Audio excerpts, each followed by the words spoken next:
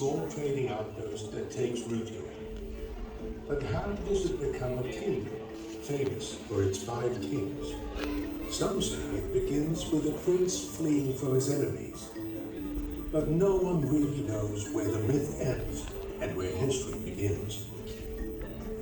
The prince arrives on an island with pristine white sands and finds a majestic beast. That is how he comes to name it Singapore, or Lion City.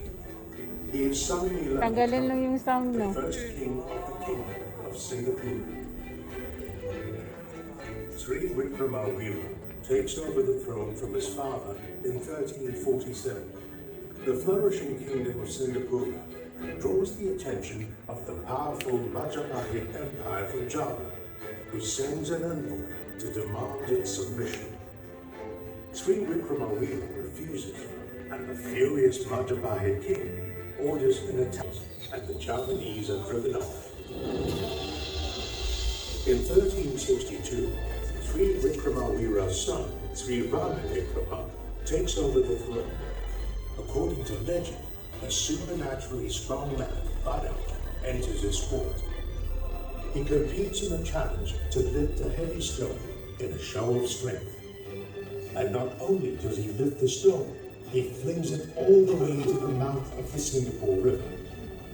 It is believed that a fragment of this fabled stone endures to this day, better known as the Singapore Stone, one of our country's national treasures. The next king in line is Sri Maharaja, who takes over in 1375. During his reign, legend has it that the Torah, or swordfish, attacked and ravaged the coast of Singapore. A young boy, Hang Naik, comes up with the idea of using banana trunks to trap the Torah when they leap out of the water. The jealous king, threatened by the boy's intelligence, eventually orders him to be killed. The last king of Singapore is Parameswara, originally a prince from Palembang. After a failed uprising, he flees to Singapore with his supporters, a group of Orang Laut, or sea people. Parameswara is warmly welcomed by the local ruler, Sang Aji, a Siamese vassal. However, he betrays his host by assassinating him and usurping the throne. The murder of Sang Aji angers the Siamese, who invade Singapore, leading to the fall of the Kingdom of Singapore in 1399. Just like that, the winds shift as Parameswara flees north and finds refuge in Malacca. There, he found the Malacca Sultanate, which grows to become a major trading hub by the early 1400s. Flourishing maritime trade with China and strong demand for spices from the West herald the age of commerce in Southeast Asia, and Singapore becomes a naval base for the newly established Malacca Sultanate, with the fearless Orang Laut warriors forming the backbone of the naval force. As the 15th century draws to a close, the Portuguese open up the first direct maritime trade route from Europe to Asia, and as they expand their empire, their gaze falls upon Malacca.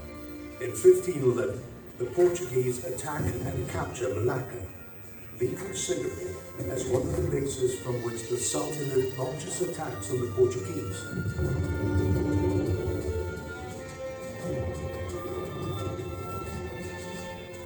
After many failed attempts, the Sultanate re-establishes its capital along the Johor River, becoming the Johor Sultanate. And Singapore takes on a new role as a trading outpost for Johor's riverine economy. By the end of the 16th century, another Western power sweeps into the region as the Dutch challenge the Portuguese over control of the spice trade and attack the Portuguese trade ship Santa Catarina in 1603 off the coast of Singapore. The region turns into a hotspot for conflict as alliances shift and break.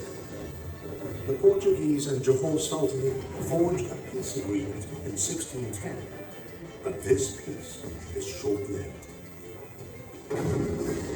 The alliance angers the Archduke, who attack and burn down Singapore in retaliation, leaving it in ruins. And Singapore sinks into obscurity as the Malay archipelago becomes an arena for European contestation over the next 200 years.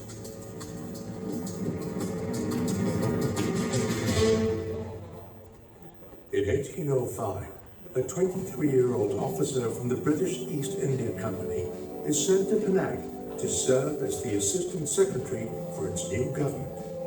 His name is Thomas Stamford Raffles. By 1818, Raffles has become the Lieutenant Governor of Bencoolen and is concerned over Dutch dominance in the region. Accompanied by Major William Farquhar, the resident of Malacca, Raffles leads an expedition to find a suitable location near the southern end of the strait for a British port. The expedition reaches Singapore, docking in its waters off St. John's Island in January 1819.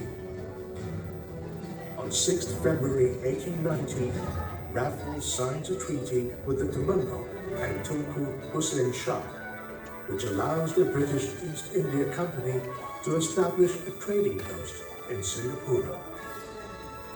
When Raffles first arrives, there are already hundreds of indigenous Malays and Orang Laut living here, and many more soon make their way to Singapore from the region. Oh my God.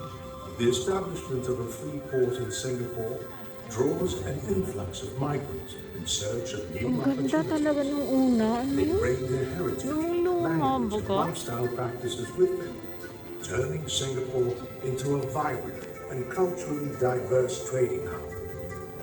From coolies to merchants, from convict laborers to philanthropists, these enterprising pioneers lay the foundations for modern-day Singapore. However, as the population surges, living conditions become overcrowded and rife with diseases. Impoverished laborers turn to opium and gambling for solace, and secret societies grow in power. Crime and violence mar the young colony. As the 20th century unfolds, investment in education and public health gradually raises the overall standard of living in Singapore. With increasing affluence, a new middle class emerges. More English-educated locals take on leadership roles in government and society. The people in Singapore are starting to take their destiny into their own hands. However, storm clouds are gathering around this vulnerable island, just as powerful forces around the world shaped its history. The winds of change will soon engulf Singapore again.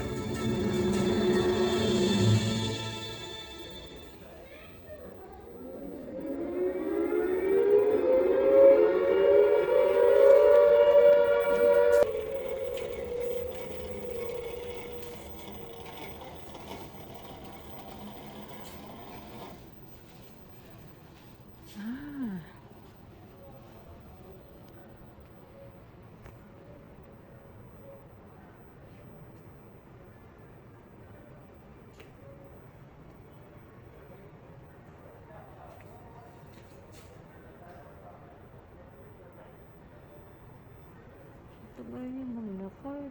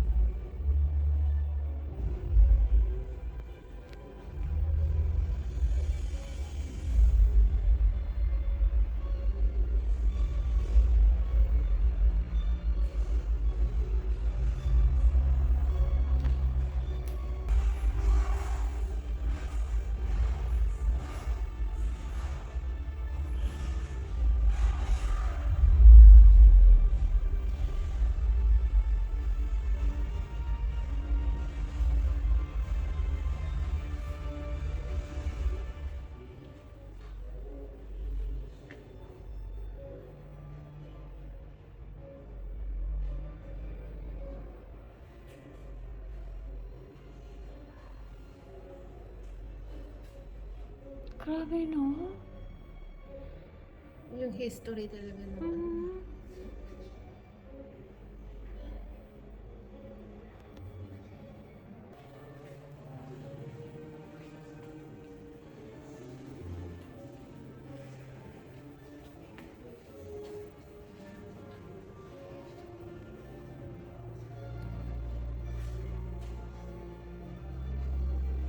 Cellphone mo kita.